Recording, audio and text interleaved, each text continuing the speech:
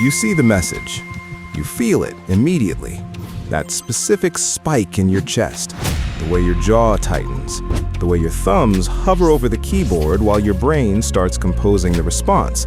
A perfectly structured, logically airtight reply that addresses every single point, dismantles every false assumption, and proves clearly, calmly, and completely that you are right. You look at the draft. You look at the conversation.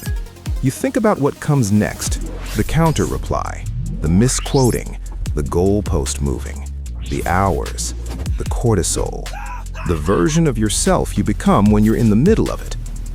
You delete the draft. You open their profile. You scroll down. You hit block. No warning, no explanation, no dramatic final message. Just a clean, quiet click, and they simply cease to exist in your world.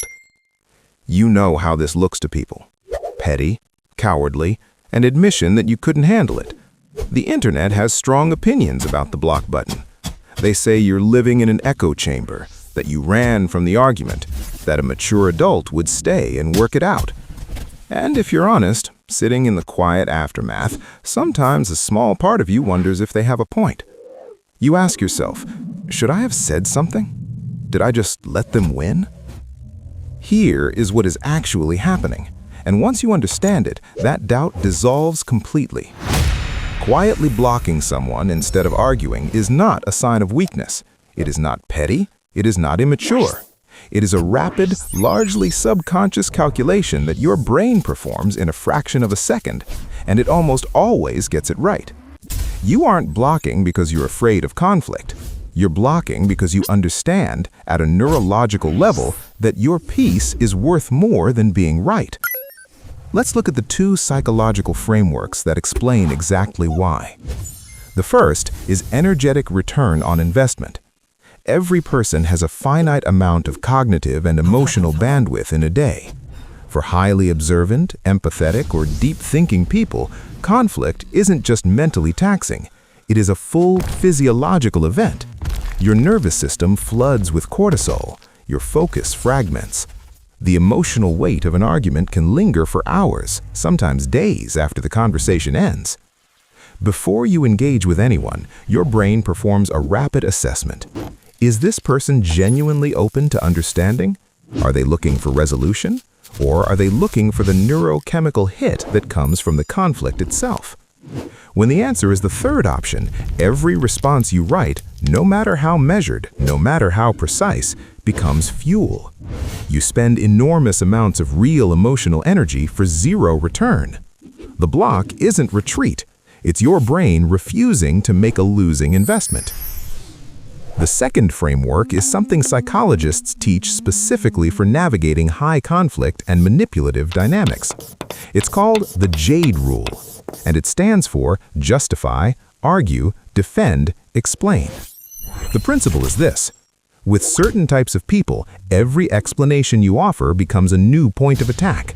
Every defense gives them something new to twist. The more you clarify, the more material they have to work with. The conversation has no exit because resolution was never the goal.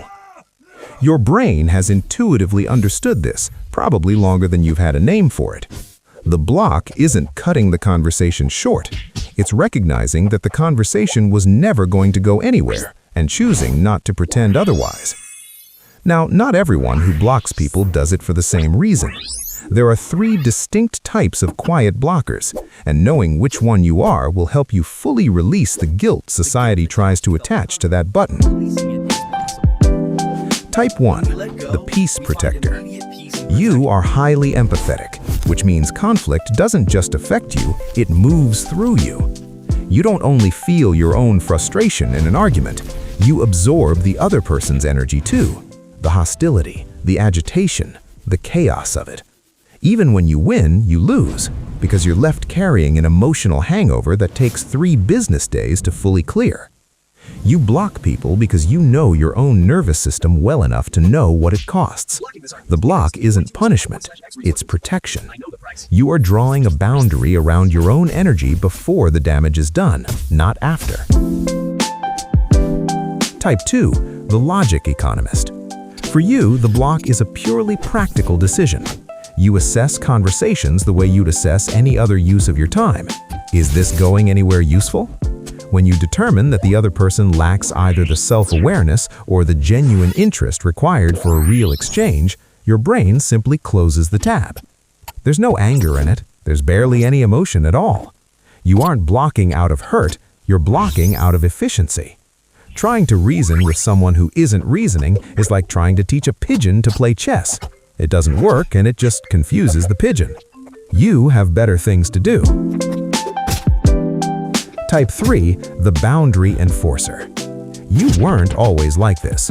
There was a version of you who wrote the long messages, the careful, measured, emotionally exposed paragraphs trying to make someone understand, who stayed in the conversation long past the point where it was doing any good, because leaving felt like abandonment or failure. At some point, something shifted. You realized that explaining yourself to someone who had already decided not to hear you wasn't humility, it was self-erasure. The block button became something new for you, not a weapon, but a boundary.